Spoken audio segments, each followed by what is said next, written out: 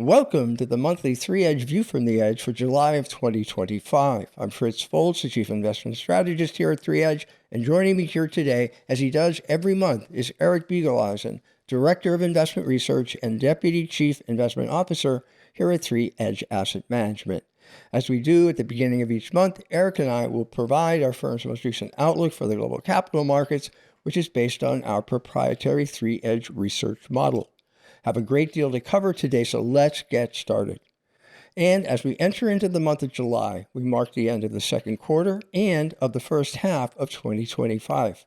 And during the second quarter, both U.S. and international stocks rebounded from the declines that they suffered in early April, which was in reaction to the Trump administration's Liberation Day announcement of reciprocal tariffs on U.S. trading partners.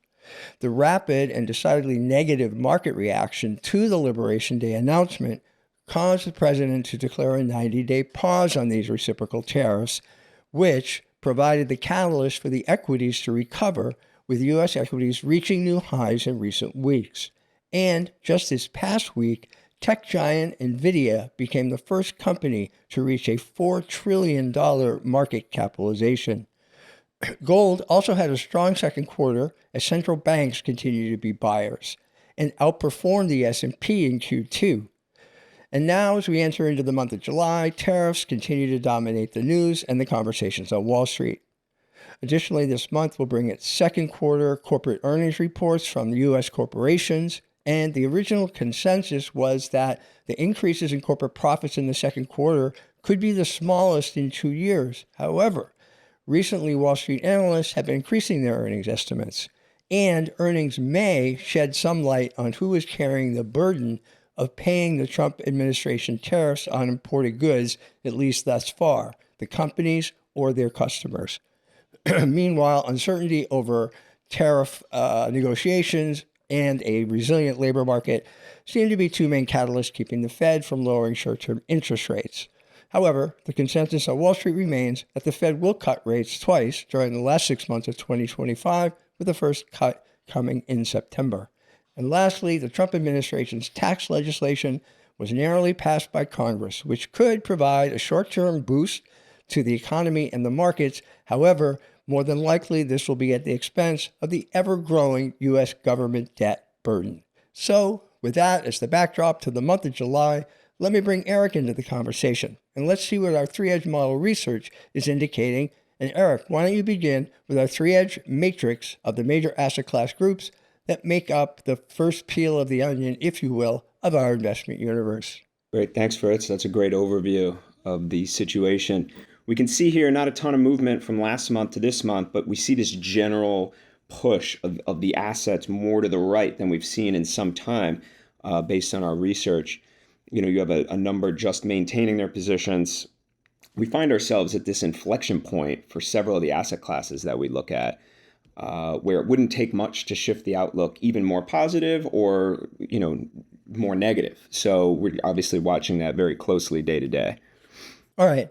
Excellent. So now let's dig in and look at our research and what may be indicating for the various asset classes that we modeled, sort of the first peel of the onion, if you will.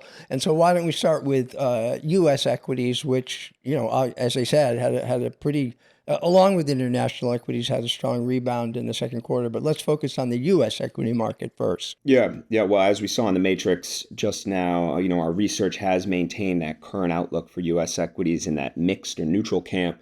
We've seen U.S. equities break out to new highs since the extension of the tariff deadlines, as you alluded to. That said, we are continuing to balance any positive U.S. news with the fact that we find U.S. equities to still be significantly overvalued, in the method with which we measure it. We are in a situation where you have continued uncertainty by the Trump administration's tariff proposals on the major U.S. trading partners.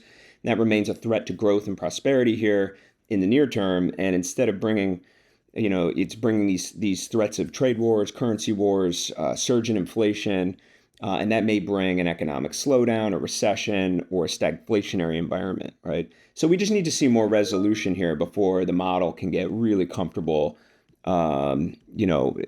despite the overvalued nature, and really want to get longer into U.S. equities.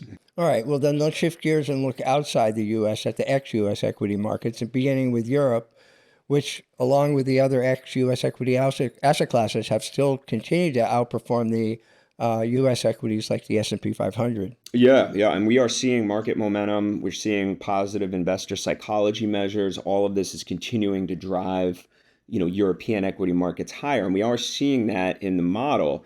That said, the yield curve measure that we calculate for the region, while it's been steepening, and that is a positive factor, it's not yet sufficiently steep enough to be indicative of longer term and sustainable growth.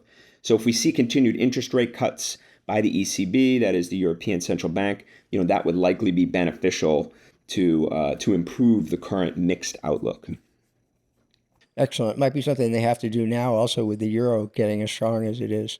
But let's shift gears now and move over to Asia and the Japanese equity market, also outperforming the U.S. year to date here in 2025. What are we seeing in terms of Japanese equities? Yeah, we're maintaining our positive outlook for Japanese equities, though perhaps on notice. Japan has undergone this long period of stagnation and has only recently emerged into having, a positive growth outlook on the heels of raising their short-term interest rates into positive territory. They're one of, if not the last major central bank to have had negative yields. The positive contributors from tightening credit spread measures, along with continued positive investor psychology measures, will need to stay entrenched where they are for this outlook to remain into the future. All right, very good. So let's turn our attention now to the emerging markets. That would include China, and see what the model is indicating there. Yeah, so we maintain a slightly positive outlook for emerging market equities, and like Japan, it's on watch for a downgrade in the near term. You have the weakening in the US dollar continues to be this net supportive factor for emerging market and Chinese equities, making it easier to repay US dollar denominated debts with an appreciated currency. However, right, you have this U.S.-China trade negotiation saga that, you think it's over, but then new issues, crop up that carries uncertainty and threats of retaliation. So, and then we're also seeing global geopolitical conflicts between the world's major powers, which is continuing to wreak havoc. So, and, this is just likely to be a period marked by elevated uncertainty and continued volatility. All right. And lastly, in terms of equity asset classes, let's take a look at India equities, which is actually one of the few ex-U.S. asset classes that is not necessarily kept pace with the U.S. market so far. So what are we seeing now? Yeah, so this is one of the few asset classes that has shifted more positive this month in our outlook. It's while it is overvalued by the method by which we measure, the yield curve that we calculate for the region is more positively sloped than it has been in some time. And so this is due in part by the Reserve Bank of India, India's central bank, which has loosened its monetary policy by lowering their short-term rates, given that they've had very well-behaved inflation readings in the region. Beyond the positive slope this has caused their yield curve, it's also created this steepening effect, that is the rate of change of the yield curve, which is another positive factor, and that could be indicative of more sustainable economic growth in the period ahead. All right, excellent. So that'll do it for the equity markets. And now let's shift gears and look at the bond market and the current interest rate environment here in the U.S. And what are we seeing in terms of interest rates? Because that's been something that has been rather volatile. But what does the outlook from here look like? Yeah, you're right. You referenced the debt service the government has to pay to deal with the bills and whatnot, north of $1 trillion in debt service. The outlook for inflation may elevate in the months ahead due to the tariffs fully kicking in with their inherent lags. This may keep the Federal Reserve in a longer-term rate pause until they've seen evidence that their impact has actually crept in to inflation measures. In addition, the tariffs on our major trading partners may reduce the demand for longer-dated U.S. Treasuries, which may result in higher yields. So these two factors together just continue to support this idea that we've talked about for some time of concentrating fixed income investments in those shorter term maturities. Absolutely. And that has been the thing to do, at least in the first 6 months of the year. So what about the corporate bond market or the credit markets? What are we seeing there? Yeah, same old here. We find corporate credit spreads remaining historically tight. making the additional yield over and above risk-free treasuries unappealing at this time, given the rising risk of recession. All right. Excellent. So now we'll look at those asset classes that are referred to as hard assets or real assets as opposed to financial assets. This would include both gold and commodities.